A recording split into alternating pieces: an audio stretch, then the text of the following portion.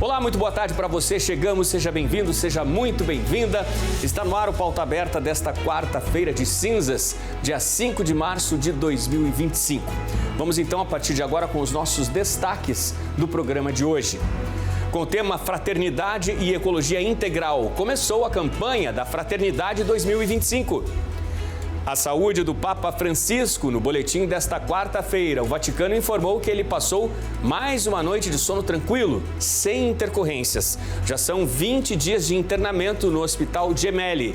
As orações pelo Santo Padre continuam. A conta de luz sem tarifas adicionais no mês de março. O anúncio da bandeira verde, pelo menos pelos próximos 30 dias, foi feito pela Agência Nacional de Energia. Nos Estados Unidos, começaram a valer as taxas de 25% cobradas sobre produtos importados do México e do Canadá.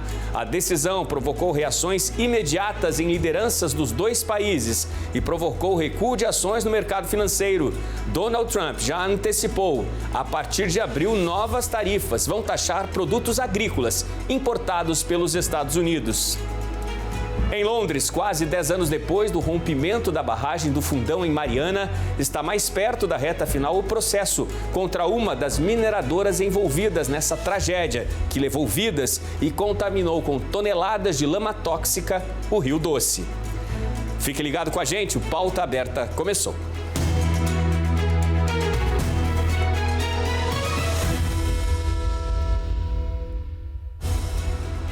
E teve início hoje, nesta quarta-feira de cinzas, a campanha da Fraternidade 2025.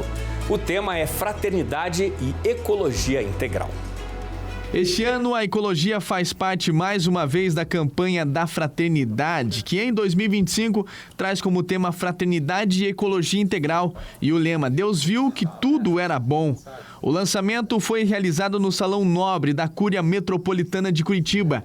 Todos unidos pela causa da preservação do meio ambiente e da promoção da fraternidade. A importância de nós tomarmos consciência de que é preciso olhar para a natureza, olhar para aquilo que nós estamos produzindo enquanto indústria, enquanto tudo isso, esses impactos que isso tem no ambiente, né? Desde a primeira página bíblica, a relação da palavra de Deus com o meio ambiente e com o mundo criado é tão constitutiva que se faltar um, não existe o outro. Tudo faz parte do linguajar do próprio Senhor, mas sempre orientado a beneficiar o homem.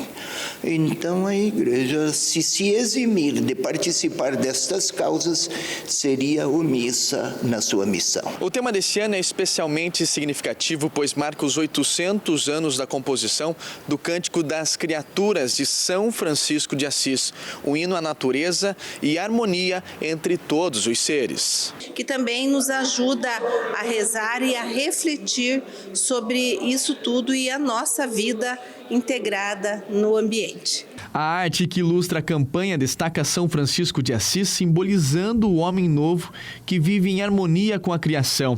A imagem da cruz, central na espiritualidade quaresmal, remete à experiência de Francisco com o crucifixo da igreja de São Damião, onde ele recebeu a missão de reconstruir a igreja de Deus. Francisco é a figura mais evocativa para falar que quem está em paz consigo também estará em paz com a natureza. E não há aqui nenhuma contrariedade em explorar, mas que ao mesmo tempo em que se extrai e se explora, também se ofereça uma contrapartida. A campanha traz junto um edital para projetos voltados à ecologia que todos podem participar. Paróquias, comunidades, entidades, ONGs que estejam relacionadas com esse tema. Esse recurso é referente à coleta da solidariedade, que acontece em abril, no Domingo de Ramos. 60% desse recurso fica na Arquidiocese para contemplar, então, esses projetos que deverão ser desenvolvidos aí ao longo do ano até o próximo ano.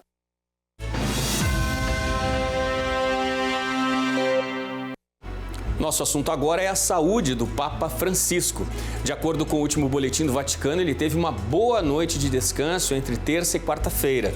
No entanto, considerando a saúde delicada ainda do Santo Padre, ele não vai participar deste começo de quaresma no Vaticano. Já são 20 dias do Papa internado na capital italiana. O Vaticano informou na manhã desta quarta-feira que o Papa Francisco, de 88 anos, descansou bem durante a noite e acordou pouco depois das 8 da manhã. No boletim médico divulgado na noite de terça-feira, a Santa Sé destacou que o estado de Francisco era estável e que não teve episódios de insuficiência respiratória nem broncoespasmo, como aconteceu na segunda-feira. O prognóstico do pontífice continua reservado e os médicos decidiram que ele deveria usar uma máscara de oxigênio durante a noite. No 20º dia de internação no Hospital Gemelli de Roma, o líder da Igreja Católica não vai participar das celebrações da Quarta-feira de Cinzas, que dão início à Quaresma, o período de 40 dias que precede a Páscoa. O Papa costuma presidir a missa deste dia, no qual os fiéis recebem uma cruz de cinzas na fronte. O pontífice argentino já havia perdido as celebrações da Quarta-feira de Cinzas em 2022 devido a uma dor aguda no joelho. Aqui no Brasil, em março, a conta de luz não terá valor adicional. A Agência Nacional de Energia Elétrica informou que continua a bandeira verde em uso desde dezembro do ano passado. Com o período mais chuvoso nos últimos meses, os níveis dos reservatórios melhoraram, assim como as condições de geração das usinas hidrelétricas. Com isso, o acionamento de usinas termoelétricas que possuem energia mais cara torna-se reduzido. Melhor para todo o país, melhor para os consumidores. Nos Estados Unidos, começaram a valer esta semana as tarifas de 25% para produtos importados do México e do Canadá. Importante destacar que são produtos com origem em 2 dos principais parceiros comerciais dos Estados Unidos. A tributação nos Estados Unidos sobre produtos importados do México e do Canadá já está valendo. Era promessa de campanha do atual presidente Donald Trump. Ele primeiro anunciou, depois houve um pequeno recuo de 30 dias para acertos dessa decisão, mas agora o imposto dá outro ritmo nas negociações internacionais entre os países. Trump ressalta a importância da aplicação dessas taxas. Afirmou ainda que a partir do momento em que indústrias do México e do Canadá tiverem erguido unidades industriais nos Estados Unidos, empregando trabalhadores nos Estados Unidos, essas tarifas automaticamente não serão aplicadas. Nos 2 países, a reação foi imediata. A presidente do México, Claudia Sheinbaum, disse que o México tem planos A, B, C e D para lidar com as taxas de Trump. No Canadá, a ministra das Relações Exteriores, Melanie Joly, falou que há um nível esperado de imprevisibilidade e caos que saem hoje do Salão Oval da Casa Branca, referindo-se às recentes decisões do presidente norte-americano Donald Trump. Para o governo Trump, desde os tempos da campanha presidencial, sempre esteve no foco privilegiar atividades no país para a produção de aço, alumínio e veículos, entre outras. As reações do mercado internacional foram imediatas. Os principais índices da Bolsa Americana ontem operaram em queda, com destaque para a Nasdaq, que recuou 2,47%. O presidente dos Estados Unidos quer agora os produtores agrícolas do país atentos para atender a uma demanda interna. Já antecipou que a partir de abril, tarifas de importação serão aplicadas a produtos agrícolas que chegarem aos Estados Unidos. Vem mais taxação por aí lá nos Estados Unidos. E a China decidiu esta semana pela suspensão temporária da compra de carne com origem em 3 frigoríficos brasileiros. Foi uma decisão da Associação Geral de Aduanas da China e voltada diretamente para 3 unidades industriais brasileiras, uma em Minas, uma em Goiás e uma outra no município de Presidente Prudente, em São Paulo. A alegação é de que as 3 indústrias não estariam em conformidade com exigências do setor de importação da China para registro de estabelecimentos estrangeiros. A associação não apresentou mais detalhes sobre essas não conformidades. Neste momento, as unidades que não exportam para os chineses são uma da Frisa, em Nanuque, interior de Minas, uma da Bonmart, em Presidente Prudente, São Paulo, e uma unidade da JBS, localizada em Mozarlândia, interior de Goiás. Aqui no Brasil, em nota, o Ministério da Agricultura informou que este bloqueio ocorreu após videoauditorias feitas pelos chineses nessas indústrias. Também destacou que essas citadas não conformidades estão sendo corrigidas. De acordo com o ministro da Agricultura, Carlos Fávaro, a medida, embora seja um ruído, não afeta as relações comerciais entre China e Brasil. Em Londres, na Inglaterra, se aproxima da reta final o julgamento de um processo contra a mineradora BHP, envolvida na tragédia que foi o rompimento da barragem do Fundão em Mariana, interior de Minas Gerais. Quase 10 anos depois do acidente que terminou com a morte de 19 pessoas, sem falar nas toneladas de rejeitos, lama tóxica, e minério de ferro despejados no Rio Doce, com consequências aí incalculáveis a tantas milhares de famílias e também ao meio ambiente. Muitas respostas ainda precisam ser dadas pelos responsáveis. O processo contra a mineradora BHP pelo rompimento da barragem de Fundão em 2015, no subdistrito de Bento Rodrigues, em Mariana, Minas Gerais, entra na reta final em Londres nesta quarta-feira, com tanto a empresa australiana quanto os demandantes confiantes na vitória. O julgamento no Tribunal Superior de Londres, que começou em 21 de outubro, está paralisado desde o final de janeiro e os advogados das partes vão apresentar os argumentos entre 5 e 13 de março. A decisão final, que pode ser objeto de apelação em um processo que vai julgar a responsabilidade da BHP, deve sair no segundo semestre do ano. Em 5 de novembro de 2015, o rompimento da barragem de rejeitos de uma mina de ferro em Bento Rodrigues, subdistrito de Mariana, no estado de Minas Gerais, tirou a vida de 19 pessoas e despejou 40 milhões de metros cúbicos de lama tóxica no Rio Doce e no Oceano Atlântico. Os advogados dos demandantes pedem cerca de 265 bilhões de reais para as quase 620 mil pessoas afetadas pela tragédia. A BHP, que compartilha com a mineradora brasileira Vale a titularidade da Samarco, proprietária da barragem, negou ser uma poluidora direta desde o início do julgamento, em outubro. Depois do início do processo em Londres, a Justiça do Brasil absolveu em meados de novembro a Samarco, a Vale e a BHP de qualquer responsabilidade pela tragédia. Veja no próximo bloco, nossa ginasta Rebeca Andrade é indicada para o prêmio conhecido como o Oscar do esporte. Fique com a gente, o intervalo é rápido, eu volto já.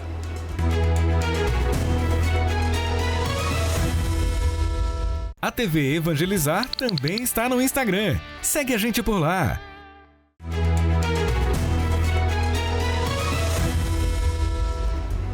O Pauta Aberta está de volta para este segundo bloco. A você aí do outro lado, sempre ligadinho com a gente aqui na TV Evangelizar. Muito obrigado pela sua companhia, muito obrigado também pelo carinho da sua audiência.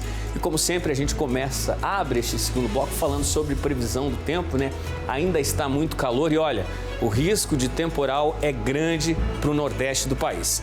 A chuva também pode chegar a algumas regiões no Paraná e no interior de São Paulo. O sol permanece mais ao sul, em Santa Catarina, no Rio Grande do Sul e também nos estados do Sudeste. Por falar em clima quente, vamos ver como fica esse período, Mais uma onda de calor que chega ao Brasil.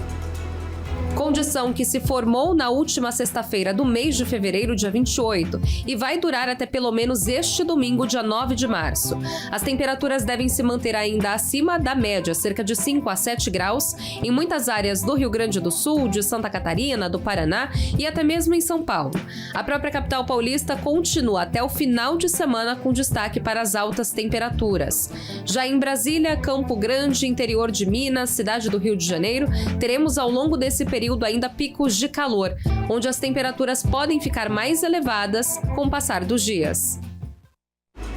Enquanto o Brasil ainda comemora a estatueta levada pela conquista do Oscar de melhor filme internacional, dada a obra Ainda Estou Aqui, do diretor Walter Salles, no esporte tem mais destaque para o nosso país. Nossa ginasta Rebeca Andrade foi a única brasileira indicada para o chamado Oscar do Esporte, o prêmio Laureus. Rebeca Andrade foi uma das indicadas na categoria Retorno do Ano, que celebra atletas que passaram por dificuldades durante a carreira, mas voltaram aos pódios de forma triunfal. O Laureus destacou que a ginasta tem um histórico de lesões graves. Ela passou por 8 cirurgias, sendo 3 delas no joelho direito, que quase a fizeram desistir do esporte. Mas a resiliência e a determinação da brasileira a levaram a conquistar 9 medalhas em campeonatos mundiais e 6 medalhas olímpicas, 2 de ouro, 3 de prata e 1 de bronze, se tornando a maior medalhista do Brasil em Olimpíadas e a ginasta latino-americana mais premiada de todos os tempos. Rebeca concorre com outros 5 atletas de diferentes esportes. Além do Retorno do Ano, o Laureus premia ainda outras 7 categorias, entre elas a de melhor atleta feminina. Uma das concorrentes é a norte-americana Simone Biles, a ginasta com mais medalhas olímpicas na história, com quem Rebeca dividiu os holofotes na Olimpíada de Paris no ano passado. Os indicados foram selecionados por um grupo de 1.300 pessoas. Os vencedores serão escolhidos por um júri composto por 69 grandes nomes do esporte que fazem parte da Academia do Laureus. Os prêmios serão entregues em uma cerimônia no dia 21 de abril, na cidade de Madrid. Grande expectativa da torcida brasileira e olha só, né? A ginasta Simone Biles dos Estados Unidos, mais uma vez, grande concorrente aí da nossa ginasta, a Rebeca Andrade, na corrida aí para chegar a este prêmio. A casa que foi usada para gravar o filme Ainda Estou Aqui, vencedor do Oscar de melhor filme internacional agora, no comecinho de março, vai se tornar o Museu do Cinema Brasileiro. Este é um dos assuntos do nosso giro de notícias. A Marília Cheste também nos atualiza sobre a volta da solicitação dos vistos de turistas dos Estados Unidos, Canadá e Austrália para entrar no Brasil. Olá, Marília, bem-vinda! Boa noite, Edilon. Temos repercussão do Oscar. O prefeito do Rio de Janeiro, Eduardo Paes, anunciou que a casa, que foi cenário do lar da família Paiva no filme vencedor do Oscar 2025, Ainda Estou Aqui, será desapropriada e virará museu. O filme, protagonizado por Fernanda Torres e dirigido por Walter Salles, venceu na categoria Melhor Filme Internacional. A propriedade fica no bairro da Urca, zona sul da cidade. Após a repercussão do filme Ainda Estou Aqui, o local passou a atrair a atenção de fãs e curiosos. Turistas procedentes dos Estados Unidos, Canadá e Austrália podem ter que voltar a solicitar vistos para entrar no Brasil. Isso porque, em abril de 2024, o presidente Luiz Inácio Lula da Silva publicou um decreto prorrogando por 1 ano a isenção de vistos para os cidadãos dos 3 países. Esse prazo acabará em 10 de abril deste ano. Caso entre em vigor, o visto para turistas será do tipo eletrônico, chamado e-Visa. O processo será feito totalmente online, assim como o pagamento da taxa. A decisão é com base no princípio da reciprocidade, já que os países exigem visto de brasileiros para entrarem nos países. O Sistema Único de Saúde passou a contar com 2 novos procedimentos importantes para pacientes que enfrentam doenças graves e necessitam de transplantes complexos. O transplante de intestino e o multivisceral, que envolve a substituição de vários órgãos ao mesmo tempo, foram incorporados de forma definitiva ao SUS. Até o mês passado, esses transplantes estavam disponíveis no SUS apenas em hospitais conveniados com o Ministério da Saúde. Agora, esses procedimentos foram definitivamente incorporados ao Sistema Público de Saúde. De acordo com o Ministério da Saúde, cerca de 15 pacientes por ano precisam desses tipos de transplantes no Brasil. Uma demanda que, até agora, era atendida de forma limitada. E este dia, quarta-feira de cinzas, uma data muito significativa para todos nós católicos, marca o início da Quaresma, um período de reflexão, penitência e preparação para a Páscoa. Vamos agora compreender melhor o significado desta data. A quarta-feira de cinzas é um marco significativo no calendário litúrgico católico, representando o início da quaresma, um período de 40 dias de reflexão, arrependimento e preparação para a Páscoa.